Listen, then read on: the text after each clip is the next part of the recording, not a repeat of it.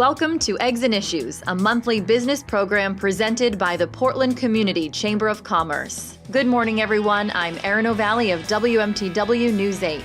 Eggs and Issues is supported by presenting sponsors Bank of America, Martins Point Healthcare, and WEX, in cooperation with IDEX Laboratories, Harvard Pilgrim Healthcare, and Oxford Networks. Also, television sponsor WMTW News 8, production support by Headlight Audiovisual. And now, please welcome the Portland Community Chamber of Commerce President, Bill Becker of Key Private Bank. Surprise! Good morning. I am not Bill Becker. My name is Quincy Hensel. I am the Director of Community Outreach at Industrium Agency, formerly Kemp Goldberg Partners. I also serve as the Volunteer Vice President of the Portland Community Chamber of Commerce. Our regularly slated MC for Eggs and Issues, Bill Becker, is away this week, and I'm fairly confident he is somewhere sunny and warm and certainly snowless. Welcome to Eggs and Issues. This is the Portland Community Chamber's monthly business forum where we gather to discuss the important issues within our community. Much has happened since we gathered here last. The Patriots overcame the shadow of Deflategate and won the Super Bowl in one of the most epic games we have seen. Who would have thought that Brian Williams would be in the hot seat, having misremembered a few stories, and is now in exceedingly hotter water by the day? And Winter Storm Juno kicked off a few weeks of seemingly constant snow, 5-foot snowbanks, and less parking in Portland. Thank all of you, the true hardy Mainers, for making your way out this morning through the elements and joining us for what will surely be a worthwhile presentation. We are very pleased to have with us today our guest speaker, Don Tuski, the president of the Maine College of Art. Before I invite Don on stage, I do want to offer a few words about our sponsors who make our program possible. Please hold your applause until I have mentioned all of them. Presenting sponsors, Bank of America, Martins Point Healthcare, and WEX.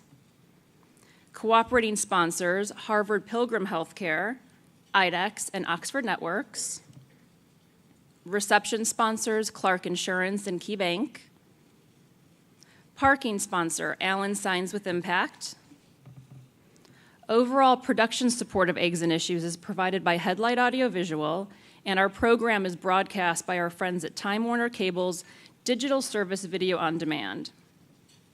Print sponsor is The Forecaster, e-media partner Maine Biz. Radio sponsor is WGAN, who interviews our speakers and broadcasts live right here every month. Our broadcast partner is WMTW. We'd also like to thank our special community partners, Anthem Blue Cross and Blue Shield, Northeast Delta Dental, and the Portland Press Herald, Maine Sunday Telegram, pressherald.com. Please join me in thanking all of our sponsors for their generous support of Eggs and Issues.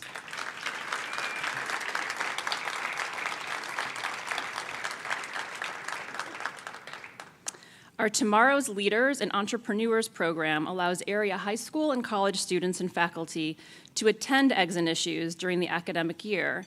We'd like to thank our sponsors, AAA Northern New England and Springborn Staffing, for their support of this program.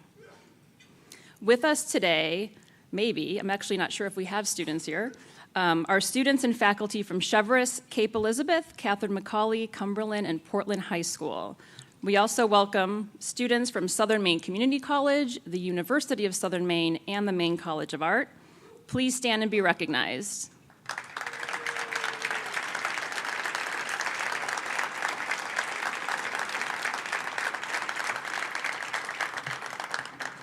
Thank you for being here. Baker Newman Noyes sponsors our Community Corner program, which allows area nonprofits to promote their organizations at Eggs and Issues. Our Community Corner partner this month is the Portland Museum of Art, whose mission it is to enrich the lives of people through acquisition, preservation, and interpretation of the visual arts and the museum's architecturally significant buildings. The PMA is one of the nation's premier regional art museums and is truly the cultural heart of Portland.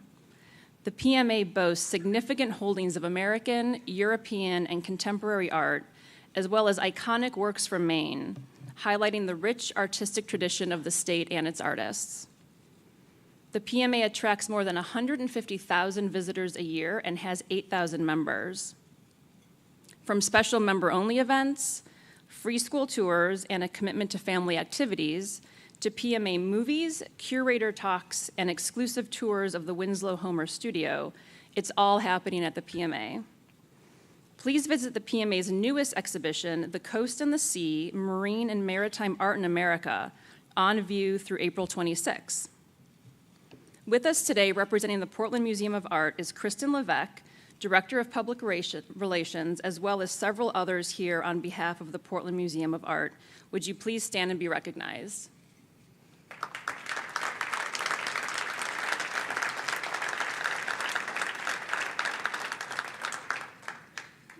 Now we'd like to take a moment to recognize our new chamber members who are with us this morning. New members, please stand.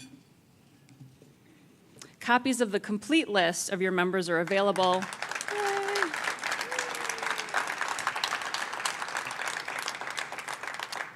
They were a little slow to stand up. Copies of the complete list of our new members are available at the registration area, or you can speak to chamber staff. Thank all of the new members for joining us this morning as well. Just a quick reminder before our speaker begins, we'll have a question and answer period at the end of the presentation. Please use the microphones that are provided. You may also tweet questions or follow the conversation using our hashtag #EggsAndIssues. Now on to the program. Don Tuski joined the Maine College of Art as president in July of 2010. He earned his master's and doctorate in anthropology from Michigan State University. He built his academic career at Olivet College in Michigan, starting as a coach, faculty member, and assuming a variety of posts before serving as president for his last 9 years at the college. President Tuski serves on the Maine Arts Commission, the Greater Portland Alliance of Colleges and Universities, the Maine Higher Education Council, and serves as chair of Maine Campus Connect. He lives in South Portland with his wife, Louise, who is here today with him, and has 2 children who both attending performing arts colleges, one of which is also here with him today, Kenna, who came up from New York. Thanks for joining us. Please join me in welcoming Don Tuski.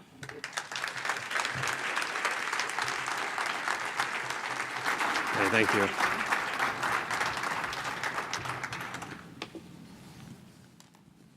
Thank you, Quincy. Everybody hear me okay? I can't see you, but I can hear you. I'm going to do a few thank yous real quickly here. Let's thank everybody that shovels snow professionally in and around Portland and Maine. My wife and I had to do our driveway twice because they were so efficient this morning here in South Portland. That was really, really great. I want to also thank the PMA for being here. They're great partners with us, and our students at Maine College of Art are also members at the Portland Museum of Art, which is wonderful because we're right down the street. I also want to thank Chris Hall at the Chamber for all his great support of area businesses and also Maine College of Art. I want to introduce some folks. As Quincy said, Louise and Ken are here, which I'm really excited about. I'd like to introduce our trustees. We have a whole table of trustees at Maine College of Art right over here, and thank them for their great work at Maine College of Art. A special introduction to Debbie Reed, who's our board chair right here. Debbie, raise your hand. Thank you, Debbie. And then we have a bunch of other MECA folks here. Raise your hand from Maine College of Art. We brought our own audience here a little bit with some folks. Thank you. As you notice now, I'll get into some slides here. I backed off on the title a little bit, saying you might be crazy if you don't go to art school, instead of you are crazy about if you go to art school. I thought I'd be a little bit better on that. All right. Maine College of Art, this is our mission statement, educate artists for life. And hopefully by the end of the talk here, you'll know some things that we do at Maine College of Art to make sure each and every student is a working artist, knows how to be a working artist, knows how to be a creative entrepreneur. And you can see our core values. It's about artistic excellence, civic engagement, which I'll talk more about, and creative entrepreneurship, which is a new term, or not a new term so much, but a term that's getting a lot more play in society. Now, a little bit of background on Maine College of Art, founded in 1882, along as the Portland Society of Art with the museum. In 1982, the museum and Maine College of Art became independent. We're accredited by 2 different accrediting agencies in New England here, NEASC and NASED. We actually have 6 buildings downtown. We have the old Porches department store, which many of you might have shopped at one point or another, right down on Congress Street. But we also have 2 buildings next to it, as well as 3 residence halls right downtown. And if you're a fan of Marcy's Diner, that's one of our residence halls, the old Everett Hotel. At Maine College of Art, we have 3 degree programs, a Bachelor of Fine Arts, a Master of Fine Arts, and a Master in Arts and Teaching. We have 11 majors from painting, sculpture, printmaking, ceramics, metalsmithing, and jewelry. New media, which includes film, animation, and gaming. One of our new majors, textile and fashion design. And we have 5 minors at Maine College of Art, art history, writing, public engagement, which we're one of 2 art colleges in the country that have a public engagement minor. And for some people, it's called a service learning minor. And then we're starting in the fall, a music minor. We had a wonderful gift from the Bob Crew Foundation of $3 million to start an art and music program and to study and explore and experiment with the intersection of art and music. 60% of our classes are taught by full-time faculty, and the president and the dean is here, back here. Ian Anderson and I both teach at Maine College of Art, which we think it's important. Students will tell you things nobody else will tell you. They might not always be right, but it's really important to hear what they have to say in a class when you give them a chance. So, and now we'll go do a virtual tour of Maine College of Art to give you a little sort of a flavor of what's inside Maine College of Art. So we can cue up the video now.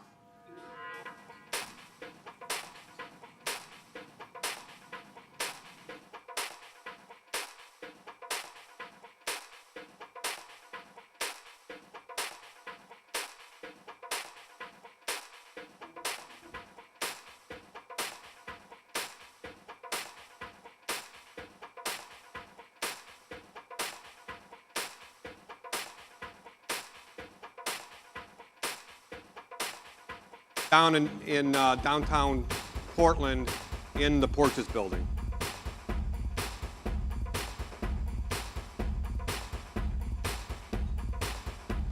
Every year we seem to be doing a new capital project or major renovation, and right now we started work on the Bob Crew program in art and music in the lower level of the Porches building. So we have 5 floors, and then we'll have the lower level by this summer.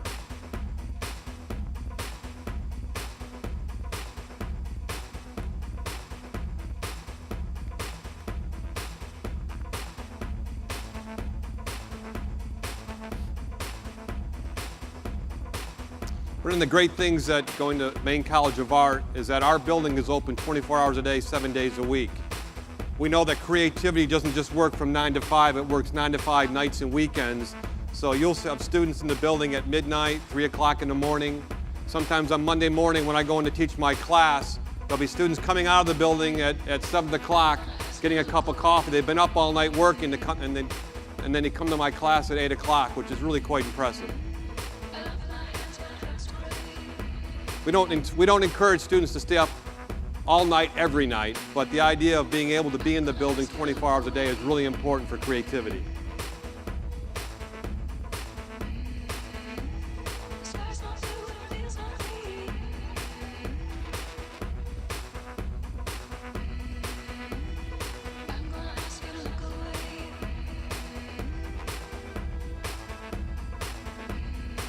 And because it was a department store, it has great windows, and so you really get great light on the front and the back of the building, which is really wonderful for creating art.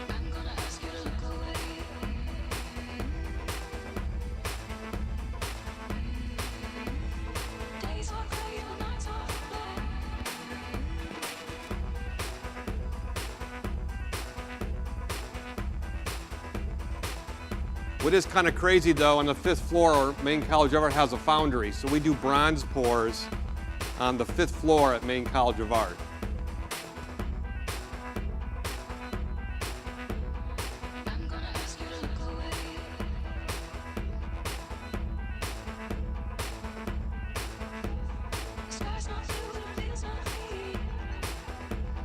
That's the foundry.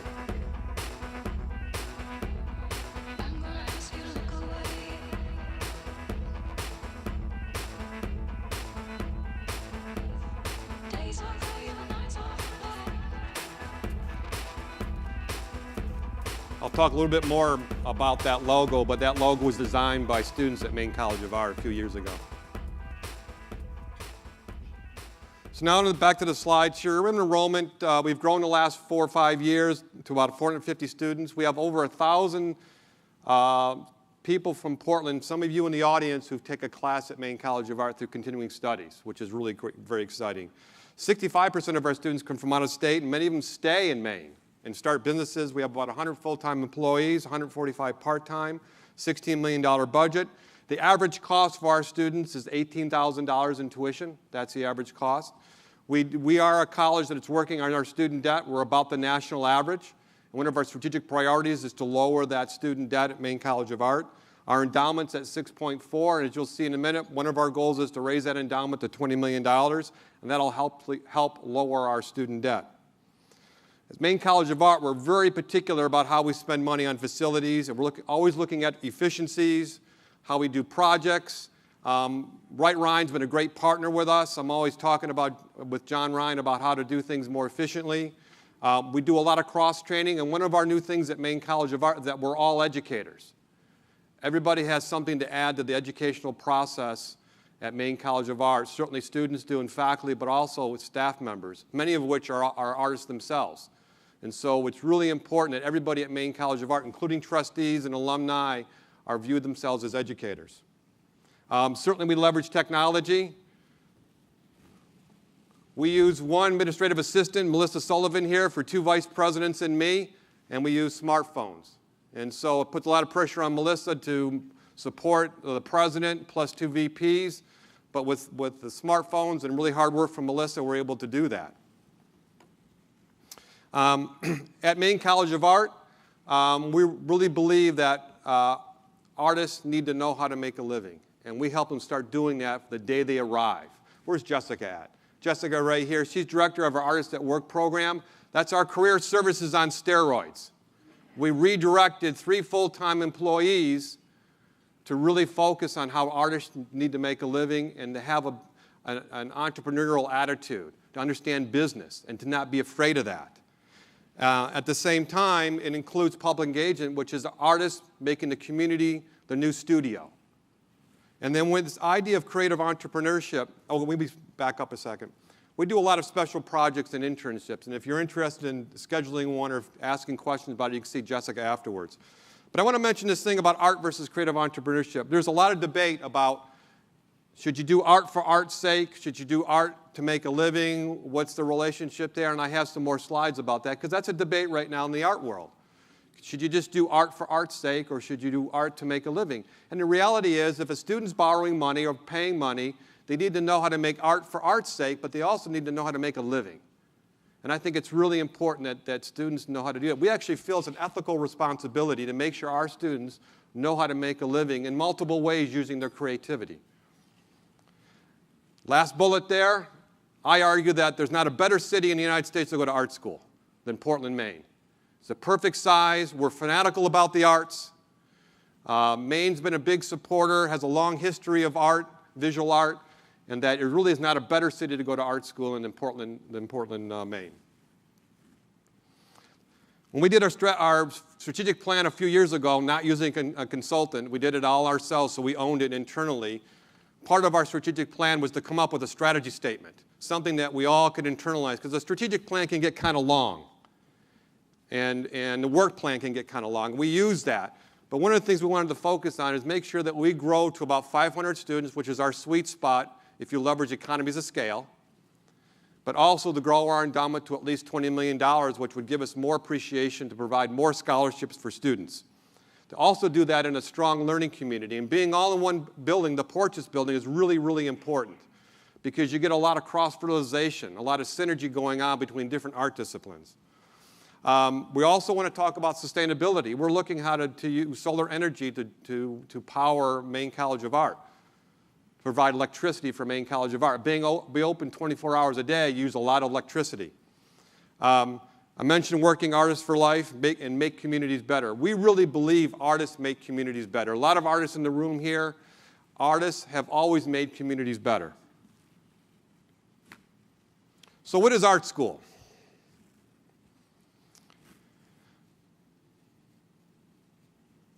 Is it a bunch of kids dabbling in paint, having purple hair, smoking cigarettes?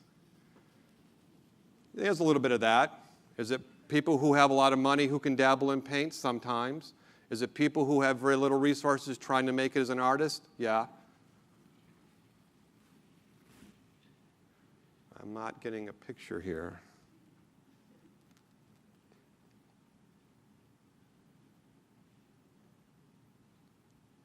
I know guys in the back, you know what happened to my photos?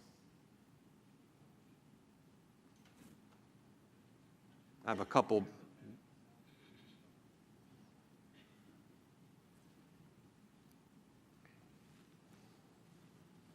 It's one of the things that if you can think for a moment in your head, think about all the stereotypes about art school and about what happens in art school and how serious people are or not serious. And one of the things about art school is that having been at Maine College of Art for 5 years, artists are all in, and they're very, very serious about what they do.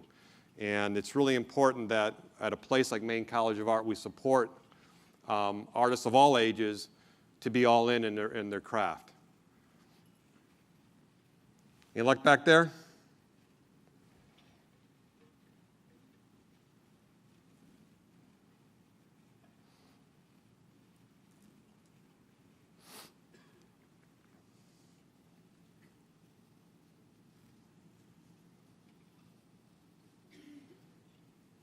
The other thing about art school, as we talk about the importance of art school, is the idea about having to create something new, authentic, or original.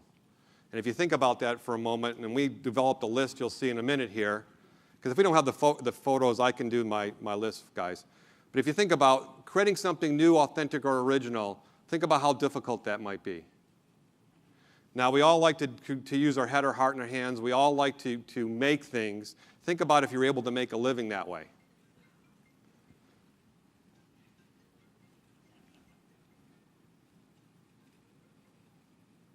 There we go. That's the question Mark calls all the problems. So what is art school? That's for you. What is art school about? And to come up with all your kind of thinking about it. And hopefully by the end here, that you'll have some little bit broader thinking maybe about what art school is. And when also I mean art school, I don't mean just at Maine College of Art. I mean about any art school, about any university, any liberal arts school where you major in art. And you take the risk of majoring in art. This art school is something like this. This is one of our recent graduates. I have one of his paintings in my office, Nick Norris. That's part of what art school is. Making great furniture like this. We have a woodworking and furniture design. This is what part of art school is. These are art school graduates. You can see some of the purple, green hair right here, red hair. You got somebody right here in blue and pink. You know what? We hired that person to work at admissions. Where's Maya at? Right here. She's a painting major and a great recruiter, but we hired, and so that's our graduates from a couple years ago. Thanks for getting the slides back together, guys. Some important questions. Who likes to make things? I like to make things. I've always liked to make things. Who likes to create a business deal out of seemingly unrelated parts and people? You should all be raising your hand, right? It's chamber? Yeah. Who likes to use their head, their heart, and their hands? I do. Who likes to apply what you learn right away? Sometimes in college, universities, we wait 4 years, we graduate, and we hope we might apply something we learned. In art school, you apply right away. You apply that information, those ideas, that technique, that process right away, and I like that. Last one, who likes to read directions? Yeah, nobody should raise their hand like that. Directions are always not good to read. You start fiddling around with something. Use your creativity, then you maybe read directions. So if you answered yes to the first four and no to the last one, maybe you should have went to art school. Okay? But you know, art schools haven't marketed themselves very well. Some of them have been very pretentious. At Maine College of Art, believe it or not, we try not to be pretentious. And part of it's being in Portland, part of it's being in Maine. It'd be an art school that's not pretentious. Now, this meant to be on there. This is why I invite you to Maine College of Art. There's my email address. If you'd like to come and get a tour from me, I love giving tours. It's one of the best part of my jobs. I'll take you all 5 floors and even into the basement at Maine College of Art. And if you want to see a residence hall room, I'll show you that too. But I love doing tours for people, and they're amazed at what all the different studios and the quality of studios at Maine College of Art.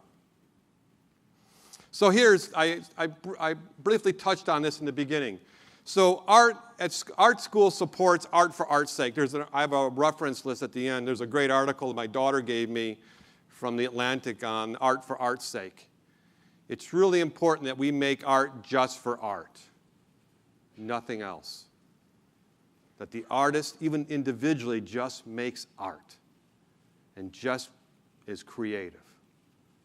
It's really, really, really important. But so is art for life's sake. That Alan DeBotton, Wall Street Journal, he wrote that in. He talked about the importance of art for humanity and what it does for us as humans. We've been creating art for a long time, and it's important that we continue to create art just for art's sake and just for life's sake, for society's sake. So it makes us human. The performing arts, the visual arts, and it's often artists who are willing to say things before anybody else about contradictions and about hypocrisies. Also, connecting to that is art as public engagement, service learning, where this community becomes a new studio. At Maine College of Art, it's really important that our artists, our students, are out working in a community right away to see that the community is very important. And Portland's been great on embracing that. The last one starts to get a little bit of a debate, artists making a living as creative entrepreneurs. And actually, artists have always been creative entrepreneurs. They haven't always wanted to use that name, but they've had to work for themselves or for others, creating value, creating a job, making their own job. And that's really important. And then you get into debate, does art follow the market or market follow the art? But the reality is, art school supports all 4 of those. And I think that's really, really important that we embrace all 4 of those areas at Maine College of Art. Now, in terms of creativity, everybody wants it, and everybody is creative. Tom Kelly and David Kelly have a great book on creative confidence. We're all creative, and you can get better at it. This so happens, students who go into art at an art school or university, they are hardwired for art. They have to make things. That's why we're open 24 hours a day. They've got to be making things all the time, and we don't want them to make too many things in a residence hall, so we keep the studios open so they can make stuff late at night. The best place to develop your creativity is art school. Or a great art department at a college or university. So jobs of the future, you're going to need creativity. I have a whole list of people in business, in government, in the nonprofit world that want a lot more creativity. And as I mentioned, artists have been creative entrepreneurs for a long time. This is just a statistic here, a slide that shows you about the increase and the importance of creativity in the economy. As Thomas Friedman says, it's something you can't export. You can't export creativity. And Americans actually are pretty good at it. Better than test taking, as I'll show you. So 65% of today's grade school students, the job that they're going to get, create themselves or get, doesn't exist right now. So the idea of trying to guess what you're going to go into college for, you're much better off of going with your head, your heart, and your hands. And Thomas Friedman, again, argues that. So if you're going to invest in education, and what does society need? What do we need or want for our children, our kids? We want from education. We want more test scores. We're headed towards more tests and less creativity right now in education. Most education is based on a 19th century factory model. Sir Ken Robinson, if you YouTube Ken Robinson, there's a great illustration of what he does about the problem of schools and the lack of creativity, how we squish and squelch creativity in schools. The last bullet right there, test taking versus confidence for Americans. I was able to hear Young Zhao talk in December at the NEASC meetings. And he argued that Americans have always been bad at test taking. Why are you worrying about it now? Okay? You've been bad at it for a long time. He said, know what you're good at? Confidence. Americans have a lot of confidence. Not good at test taking. Now, what's happening in the world right now is China wants to have more creativity, and we want to be better test takers like China. And what he argues in his book is for us to really be better at creating entrepreneurs and creative professionals. He argues that we actually create entrepreneurs by accident. That we're trying, and our schools don't do a good job of really embracing creativity. And if you think what's happened in terms of schools, in terms of the first thing to get cut, it makes you wonder about how we view the world. We create entrepreneurs by chance, but there are some schools right around us in Portland. Casco Bay High School, King Middle School, Baxter Academy, great schools because they approach education as project-based learning. So students are using their head, their hearts, and their hands in very creative ways right away. You might have seen this before. Thomas Friedman, World is Flat, great book. One of his equations there is C cubed plus PQ is greater than IQ. Curiosity and passion. And if you think about that, if you employ people, and many of you do in this room, think about the importance of passion and curiosity with your employees. Some other great books you might have heard of. Daniel Pink, great author. If you're a business person, To Sell is Human is a great read. The Rise of the Creator Class, or Richard Florida. Hard Work and Experimentation. Dan Crew, who's here, who's on our board at Maine College of Art. When we were talking about the Bob Crew program in art and music, we kept talking about what it is about music and what we're doing. And one of the things that Dan kept talking about, making it in the art world, the music world, he kept talking about hard work and being able to experiment. And art school is all about experimentation. I referenced the other two books already. Now, if you're into Bloom's taxonomy, here's something that's changed from 1956, where we had evaluation was the most important thing to get out of school. Now it's being able to create. And so now Bloom's taxonomy has creating at the top. It's not about memorizing. When I teach my students, I don't have them memorize facts and figures. They can look it up on their iPhone faster than I can write it on the board. It's creating is the next part. So at MECA, you create new, original, authentic work. You'll learn to see the world more thoughtfully, thoroughly, and from different perspectives. Give and take feedback. Could you imagine how scary it is to put your work on the wall and then get feedback on that or give feedback to other people? Really, really difficult. A lot of employers complain about the recent graduates from any place that they're not able to take feedback. Well, in art school, it's part of what you do. I mentioned head, heart, and hands and be all in. This John Dickinson, great example of being creative with fun furniture here. Those are springs from Germany he ordered to make this industrial furniture to have fun on, and that's him having fun on it. We're partnering with Wright Ryan Construction in Preble Street. This is our first-year students from a couple years ago to make the construction site much nicer. So that mural, some of those panels are inside as artwork now. If you see on Free Street, the Cumberland County Civic Center, another group of first-year students made that mural for the Cumberland County Civic Center. So also at Maine College of Art, learn to be intense, work extremely hard. The idea of that you have to have some inputs to have outputs. It's not all about just what's in your own head. It's what you take in from the world. I got that from the dean. Be brave and take risks. Everything can inspire you. At art school, you learn to innovate, improvise, collaborate, persist, and execute.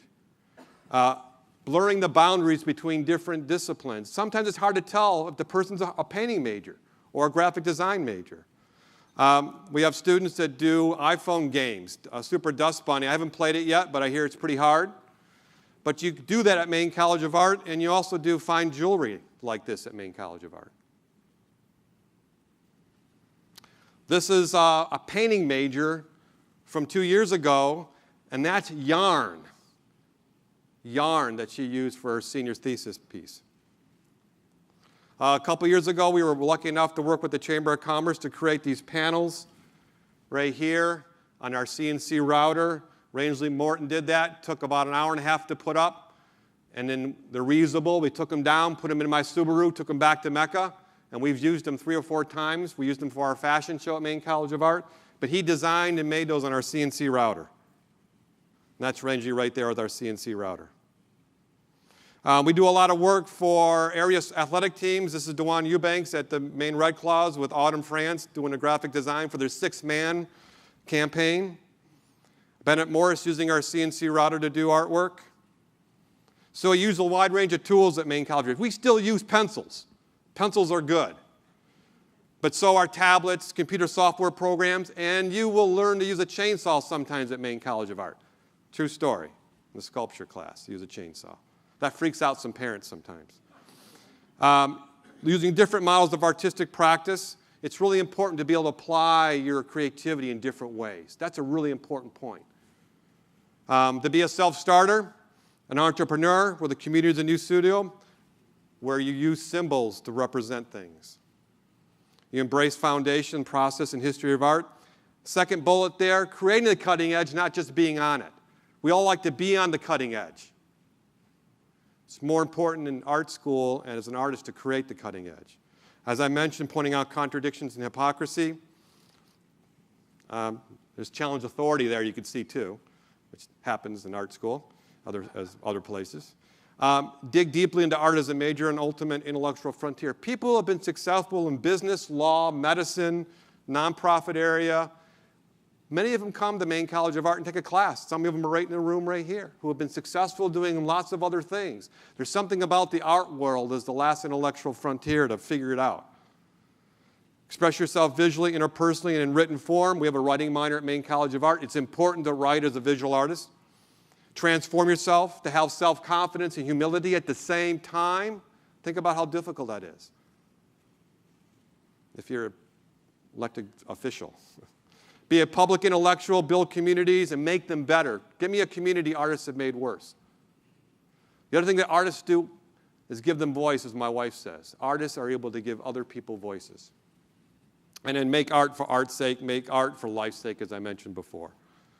So some other slides, there's some alumni and different slides. Aaron Stefan, this is at USM, Percent for Art. You've seen that big left, a great piece there. I love looking at that. Attack of the Green Crabs. Han Jio Chang was a graduate a couple years ago. If you want to see a great video, just YouTube Attack of the Green Crabs. She did that with help from the Maine Climbers Association about the problem of green crabs in Maine and what it's doing to the soft-shell crabs. It's a great video she has. She has a whole cartoon comic series about Maine culture. So just O-Chang Studios, take a look at it. Really funny. We did a project with Portland Rotary a few years ago to help raise money through an illustration class for the clock at Monument Square. So not just creating the cutting edge, but being on it. A lot of musicians went to art school. We have a whole list of musicians, as Dan Crew and I started talking about the number of musicians that went to art school. Jason Cornell works in admissions. His stage name is Brzezowski. He's a visual artist and a musician. A couple years ago, we did a project with Maine Crafts Associated at Maine Mall. That was pretty exciting. The Maine Mall wanted more Maine products, which I thought was kind of cool, kind of odd for a mall with all the chain stores, but we partnered with them and did this kiosk. This slide shows you two things. One is that we have been designing the summer ale beer carton for Gary's for the last 15 years. One of our students wins $5,000. That's David Geary right there. But that's also Nicole Holmes shows you can get a job with blue hair. And now she works for Angela Adams. And she won the Gary's that year. I mentioned a few minutes ago that that's our logo we created a couple years ago by students, and that was made by our CNC router in-house at Maine College of Art. Right now it's on our sign in the front of the building. We do projects for Casco Bay High School, Common Ground Fair, through some of our graphic design classes. We work with cultivating community through our public engagement. We have, over the last 2 or 3 years, we've had over 50 community partners, about 15 to 20 a year we partner with. We do things like create a design for a grow cart for cultivating communities to transport locally grown produce in Portland. That was a recent woodworking and furniture design graduate, Hannah Merchant. We've partnered with King Middle School, Seeds of Peace. Chloe Bevan, who's here, where's Chloe at? Wayne Fleet graduate. Just did a big workshop on hip hop and spoken word last week. Great example of an artist at work as a student.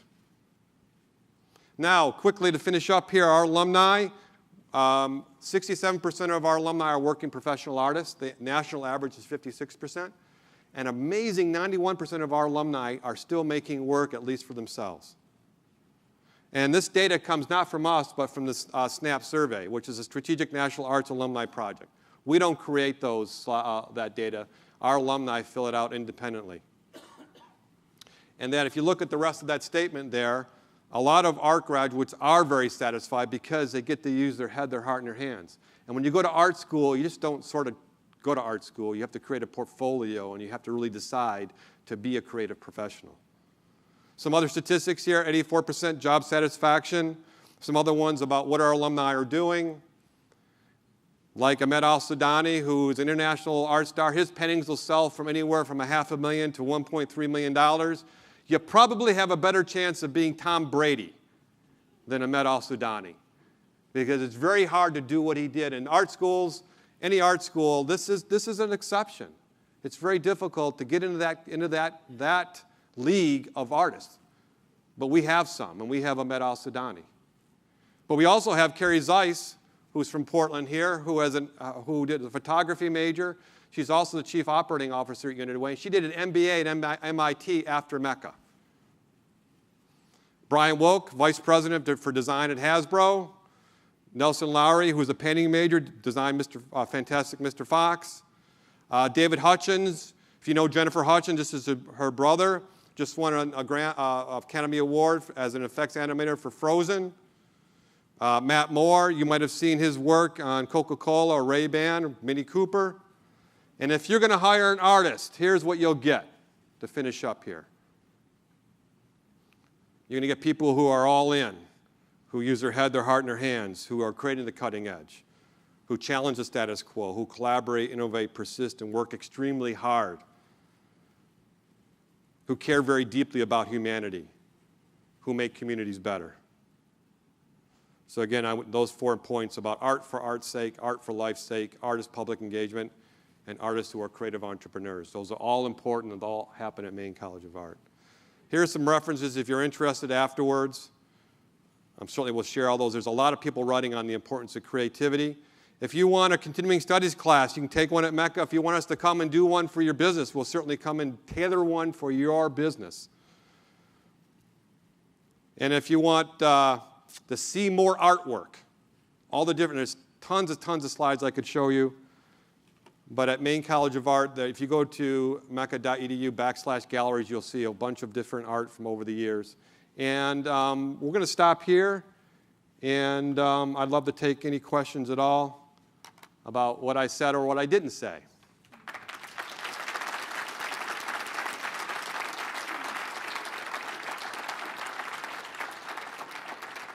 Thanks to the guys in the back for finding the glitch on the slides there. So that question mark was really important. So questions?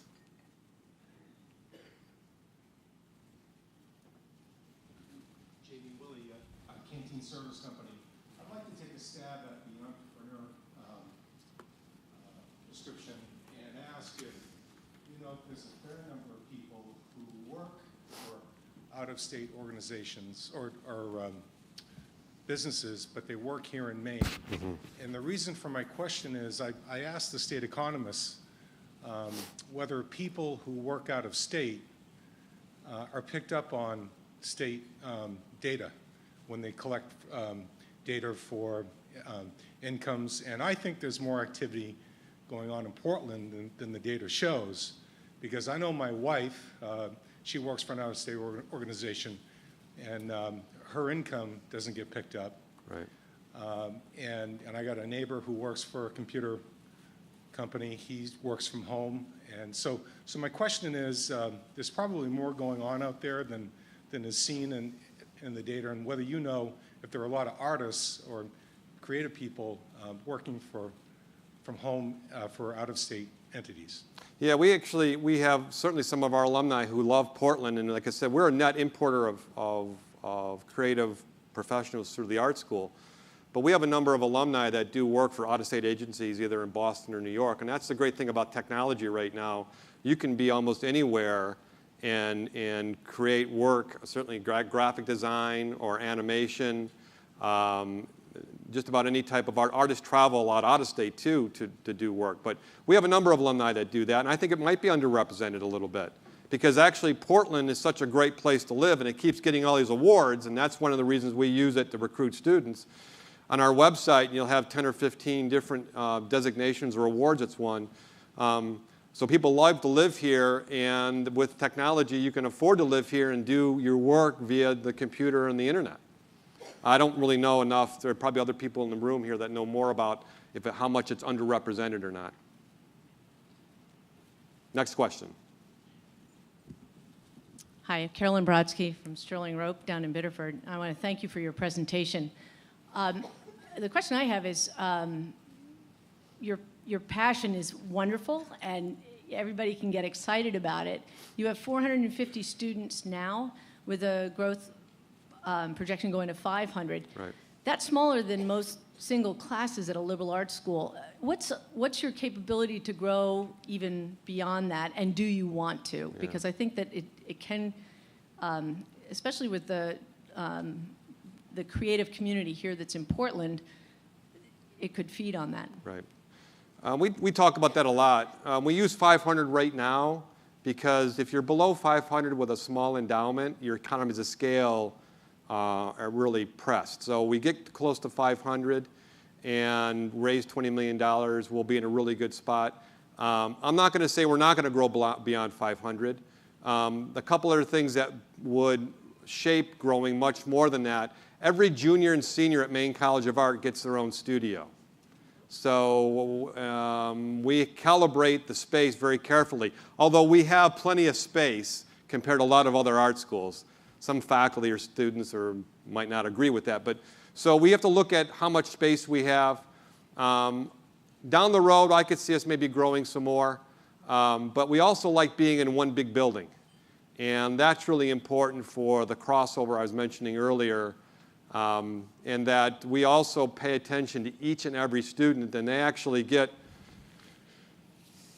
there's a lot of good material out there, but each student goes through Artists at Work. I was mentioning Jessica, and they create their own plan. And so as you get bigger and bigger and bigger, it's harder and harder to do that to make sure that student gets the best preparation possible. I'm not going to say we're not going to grow beyond 500. But certainly we have to figure out not just space, but also making sure every student that graduates has the ability to make a living as an artist.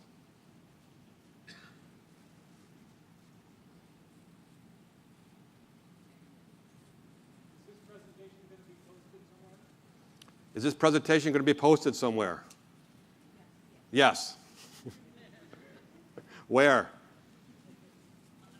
On the Chamber website. Excuse me. Okay, question here and then here. Go ahead. Oh, I'm sorry. You talked a little bit about adding a minor in performance or in music? In music. In music. Do you feel the pressure to create a larger scale performance programs that includes dance and other forms of performance art other than music? It seems MECA's been focused primarily on the visuals, and we have no strong performance program here in the state of Maine. Well, for dance, I think if you look at USM and the music program, there's a really strong music program there.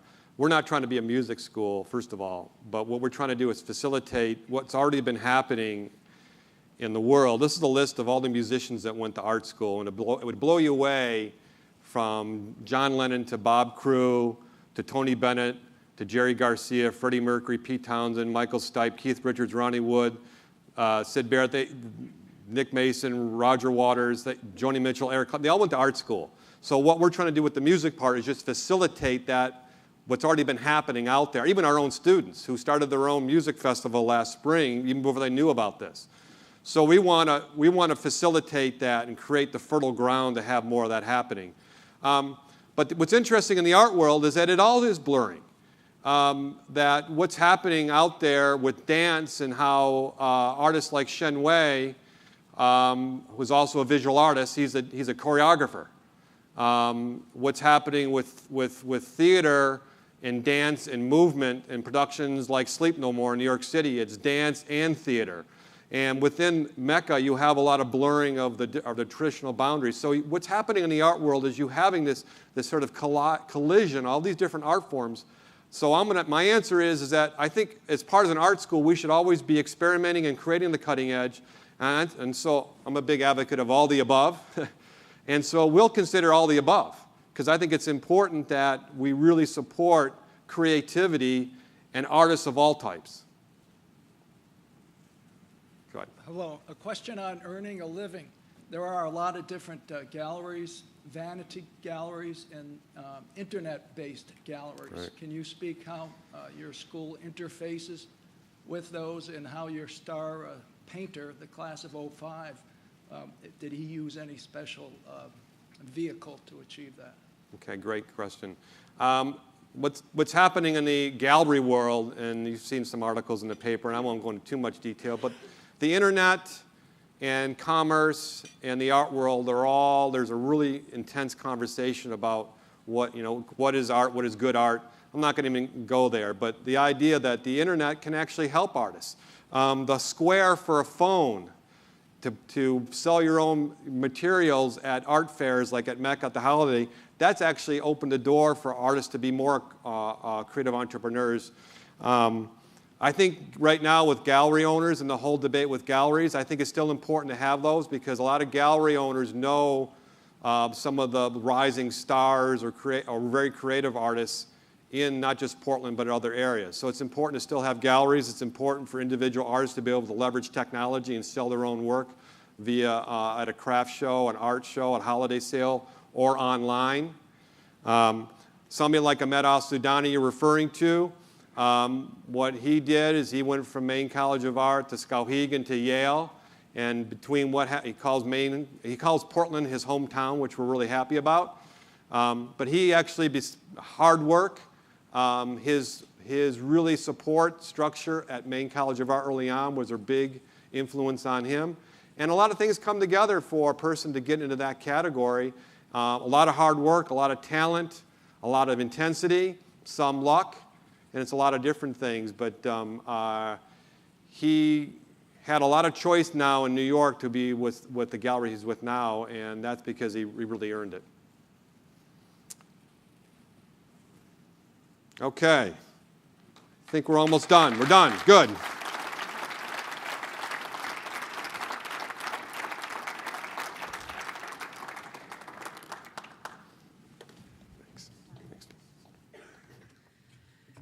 Thank you, Don, so much for being here today and sharing with us your passion for the arts and for MECA. Our city of Portland constantly amazes me with all the resources that we have that truly make this the best city to live in. As a thank you for your participation today, we'll be making a donation to the Portland Museum of Art in your name.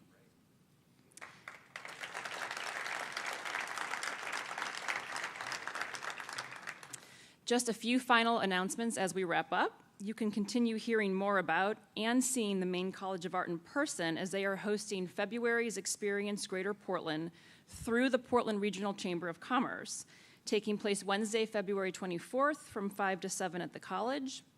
You can stay up to date on everything related to the Chamber by connecting via Facebook, LinkedIn, YouTube, and Twitter. Stay tuned to the Chamber's website for video of this morning's Eggs and Issues. We hope to see you on Wednesday, March 4th, when our guest speaker will be Jean McGinnis, hosting the Maine Creative Economy panel. And also, please note that April's event will be April 21st, and our keynote speaker will be Governor Paul LePage.